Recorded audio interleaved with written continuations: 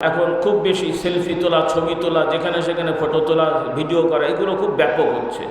এই ব্যাপারগুলো আমাদের সচেতন থাকতে হবে, বিশেষ করে যুবকদেররা শুধু একা বলবো কেন, সবারই এখন এই বদ অভ্যাস আছে। প্রথমত অকারণে ছবি তুলবেন না, এটা খুব একটা খারাপ বিষয়। নিজেরও নয়, সেলফিও নয়, অকারণে নয়। একান্ত প্রয়োজন, তথ্য সংগ্রহ ইত্যাদি সেটা ভিন্ন। প্রয়োজন ভিডিও, সেটাও আমাদের অনেক কথা আছে, আমি অত ডিপলি যাচ্ছি না।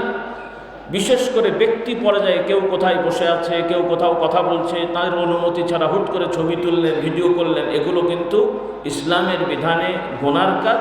আর সামাজিকভাবে এটা অভদ্রতা। এটা কি সামাজিকভাবে অভদ্রতা? ইসলামের আইনেও এটা অন্যায়। এটা অন্যায়, কারণ মানুষকে বিব্রতকর পরিস্থিতিতে পড়তে হয়। সেজন্য যেখানেই যান, শুধু এখানে বলে কথা না, যেখানে সেখানে যখন তখন ছবি তোলা, এগুলো দয়া করে করবেন না। আমার বাচ্চারাও করবে না। আল্লাহ তাআলা সবাইকে হেদায়েত দান করুন, আল্লাহুম্মা আমিন।